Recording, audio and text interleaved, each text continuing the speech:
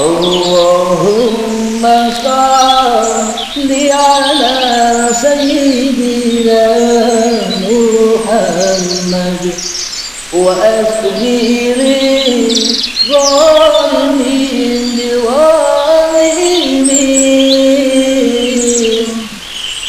wa akhrijna min bainihim salimin wa ala alihi wa sahbihi ajma'in.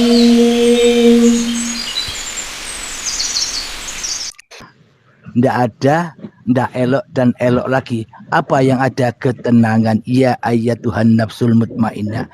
Hatinya sudah tenang. Tidak ditakut-takut lagi oleh nilai-nilai kemanusiaannya. Iya kan Kang Mas?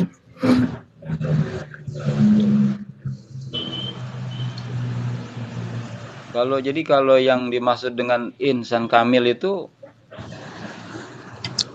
kembali kepada Allah gitu. Insan yang sempurna dari asal kejadiannya. Asalnya gaib, ya kembali gaib. Hanya Allah yang menjadi Tuhannya. Inilah yang dimaksud lillahi ta'ala. Inilah yang dimaksud afdalul dzikri fa'alam annahu la ilaha illallah. Inilah sebaik-baiknya zikir bila hanya Allah yang ada. Yang bisa berzikir kepada Allah siapa? Bukan manusianya. Manusianya tak bisa berzikir kepada Allah, kecuali manusianya hanya berzikir kepada hawa nafsunya sendiri.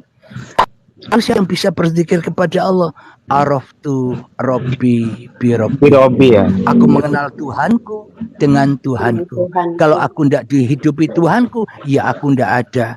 Bila tak ada uripe Allah, ya aku tak wujud.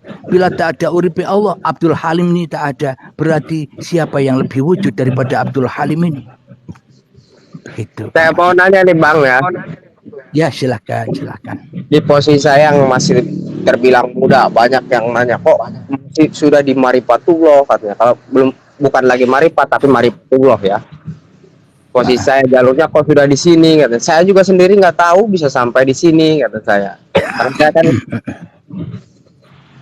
jiwanya penasaran. Jadi terakhir guru mursyid saya memberi pelajaran begini. Barang siapa yang mengenal aku, semua sudah nggak berlaku. Kalau jika sudah mengenal aku, sang aku sejati, semua sudah nggak berlaku. Yang pokoknya semua, apa ya? Sakti tanpa aji-aji gitu, dikdaya tanpa banda. Maknanya tidak berlaku lagi itu kepentingan hawa nafsunya sudah tidak berlaku. Iya ya. Contoh, saya duduk, jadi hawa nafsu tidak bisa berkuasa lagi bahwa dirinya yang duduk, manusianya yang bisa duduk. Tidak berlaku. Abdul Halimnya sudah tidak berlaku. Yang ada hanya penguasa Abdul Halimnya, itu yang dimaksud tidak berlaku. Oh iya ya. Makan sudah tidak berlaku. Abdul Halimnya bisa makan. Kalau tidak ada hidupnya Allah, uripe Allah, apa bisa makan Abdul Halim ini? Inilah suapan Allah, inilah perlindungan Allah, inilah pemeliharaan Allah, kecukupan Allah yang tak pernah kita sadari selama ini, ya kan? Saya jadi pelajarinya disuruh mencari aku. Karena terus Yesus juga berkata, akulah jalan kebenaran. Muhammad juga berkata, aku Ahmad tanpa mim. Betul. Jadi semua kitab-kitab yang ada itu Taurat, Injil, Zabur, Al-Quran, semuanya itulah kitab-kitabnya suci. Tapi kita bila tidak bisa membaca kitab yang di dalam, maka kita tersilap atau kita akan menyaksikan kebenaran Al-Quran atau kebenaran kitab-kitab itu. Maka dari itu adanya kitab-kitab itu supaya apa? Supaya menuntun kita agar kita membaca kitab diri kita sendiri. Itu tujuannya. Betul. Tujuannya kitab jadi yang ikro ya. Ikro ya, bacalah diri ya. Ikro. Betul. Ikro, Nabi Muhammad waktu itu tidak bisa jawab apa yang dibaca maksudnya. Tidak ada tulisannya, tidak ada hurufnya. Apa yang dibaca maksudnya. Akhirnya diulang lagi. Ikro bismi rabbikal ladzi khalaq. Bacalah Tuhanmu yang menciptakan. Yang menciptakan siapa? Ya, yang menciptakan dirimu. Bacalah dirimu. Dudukmu, bacalah. Bacalah dengan nama Tuhanmu. Hanya Tuhanmu lah yang bisa mendudukkan kamu. Hanya Tuhanmu lah yang bisa merokokkan kamu. Hanya Tuhanmu lah yang bisa mensolatkan kamu. Semuanya serba Tuhan. Itulah imannya para nabi dan para rasul. Iya kan? Iya. Tapi iman kita selama ini kan kebalikannya. Kalau dikatakan Allah yang duduk, kita dikatakan murtad. Ya enggak? Iya, betul. Berarti iman kita selama ini imannya orang mukminin apa imannya orang kafirin? Enggak terasa kita. Karena kita selama ini hanya nyembah, mengikuti doktrin agama saja. Tanpa mengetahui agama yang jelas, tanpa mengetahui agama Tuhan. Dikira Islam agama Tuhan, bukan. Islam itu hanya nama. Agama Tuhan itu apa? Ketika manusianya rela ridho kembali kepada Tuhannya, rela ridho melepas kewujudan manusianya, rela ridho melepas kehidupan manusianya, rela ridho melepaskan kekuasaan manusianya, ya itulah agama Tuhan. Bang, saya pamit dulu ya. Ada yang beli soalnya lagi jualan. Oh iya, Ya. oh iyalah, alhamdulillah. Makasih ya atas tausiahnya. Ya sama-sama, Kang Mas, sama-sama belajar. Semoga silakan. Guru, Ye. kalau umpamanya manusianya punya kuasa, berarti pasti dia tahu kok kapan dia lahir. Iya. Kalau hidup dan badan ini milik manusianya, pasti manusianya masih ingat. Dulu aku membuat hidup ini begini, membuat badan ini begini, menata jantung, Iya. menata hati, menata paru-paru, menata usus, menata lambung. Wajib ingat bila hidup dan badan ini diakui oleh manusianya, iya tidak? Iya. Seperti saya lah kan sebelum mengenal. Pasti perbuatan aku semua. Ya itulah yang dimaksud firok, cerai, pegatan, kata orang Jawa. Pegatan dengan siapa? Kepegatan atau cerai dengan yang menciptakannya. Padahal Kenapa? waktu malam itu yang untuk cuma Allah. Setelah kita berumur berapa itu? 3 tahun, 4 tahun ya guru ya. Nah, langsung mengaku-ngakui bahwasanya kita yang pikir. Akil balik ya sekitar kita waktu TK baru kita ingat sampai sekarang ya kan? Ingat, ya, sampai sekarang ingat. Tapi yang lewat Ini tas saya, ini tas saya, ini mainan saya, ini milik saya. Lah itu mulai Adam dan Hawa dulunya ndak ada ngaku-ngaku ada. Mulai Adam dan Hawa makan buah khuldi, pengakuan makan hidup dan makan badan. Akhirnya dimakan semua yang ada. Tambah jatuh ke lembah neraka. Tak akan pernah diterima taubatnya bila belum mengakhiri itu semuanya. Bila belum baiat, bila belum kiamat.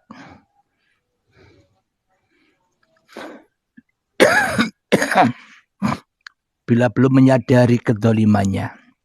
Akhirnya tobatnya Nabi Adam kan, Rabbana zalamna anfusana wa illam taghfir lana wa tarhamna lanakunanna minal khasirin. Sadar kalau selama ini aku salah di dalam bertuhan.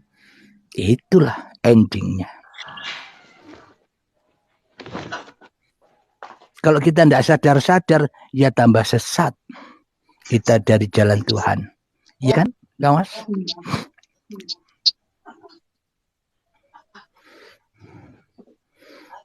Silakan kan Johan. Pak Wardi, iya. Bertapa hening itu Bunda. Coba keluarkan pertanyaannya biar sama-sama ini. Satu pertanyaan itu hikmah bagi kita semua ya kan? Baik yang di atas dan di bawah.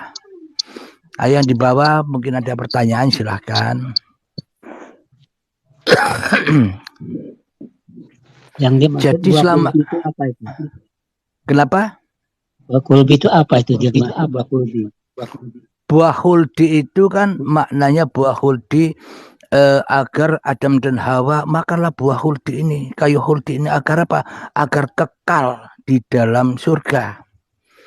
Dibujui begitu oleh iblis dan setan. Apa maknanya di dalam realita kita sehari-hari?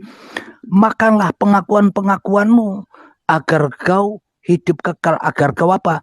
Agar kau mendapat kebanggaan, mendapat penghormatan. Akhirnya manusia jatuh ke lembah fahsya wal munkar, merasa bangga, merasa ujub, riya dan sebagainya, ya kan? Karena yang dimakan selalu bukan makanannya. Maknanya semua ini adalah nikmat-nikmatnya Allah kok diaku-akui sebagai nikmat diri manusianya. Ya terbatas akhirnya kenikmatannya. Jadi yang dimaksud buah huldi itu adalah buah yang terlarang untuk dimakan adalah jangan kau aku-akui hidup ini sebagai hidupmu. Jangan kau aku-akui bahwa badan ini ciptaanmu. Bila kau aku-akui hidup dan badan ini sebagai milikmu, berarti yang menciptakan kan kamu, diri kita, ya kan? So, Kalau gini diri gini lagi Ustadz, saya sendiri pribadi sebelum saya dibaiat. Kalau saya sholat pasti kebingungan. Usuk apa enggak usuk enggak, diterima apa enggak diterima enggak, pasti gitu. Bila masih ada begitu yang enggak husuk-husuk Bunda. Iya, enggak usuk-usuk. Karena manusianya masih bisa menilai husuk enggak husuknya, ya kan? Memang siksaannya waktu kita belum dibaiat. Iya. Sebelum kita mengenal siksaannya sakit sekali. Ya, disakiti dengan keadaan-keadaan yang tidak mengenakkan, ya kan udah. Iya, Disiksa dengan harta, dengan anak. Iya, maksudnya itu yang disiksa itu nggak tenang jiwanya gitu. Iya. Karena kita selalu menjadi sok pengatur hidup kita, sok pengatur hidup anak kita, sok pengatur hidup istri atau suami kita. Karena kita jadi Tuhannya banyak orang, akhirnya ya panas terus, ya kan? Kita nggak rela itu semua. Oh, kuasa itu, kekayaan itu kita nggak rela. Harus milik kita gitu. Makanya disiksa, jiwanya terguncang. Iya. Padahal dunia ya tetap tinggal di dunia. Ketika kita kembali pada Allah meninggal, ya dunianya tidak di bawah, ya kan? Karena dunia ya milik dunia. Ngapain kita ngaku-ngaku yang bukan milik kita, ya kan? Iya, betul, Guru.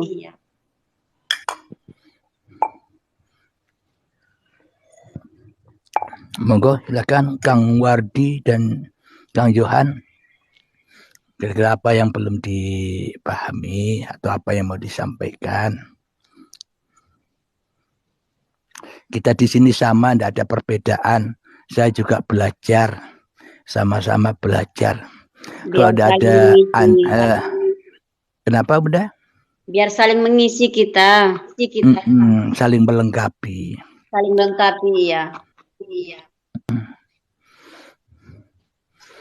Karena perbedaan itulah kesempurnaan Allah. Kalau tidak ada perbedaan, tidak sempurna Allah dalam penciptaannya, ya kan? Kalau seumpama siang terus panas terus, ya tidak ada kehidupan. Kalau malam terus ya beku, tidak ada kehidupan, sama-sama tidak ada kehidupannya. Tapi bila ada siang dan malam, ada kiri dan kanan, ada baik dan buruk, ada taat maksiat, indah hidup ini.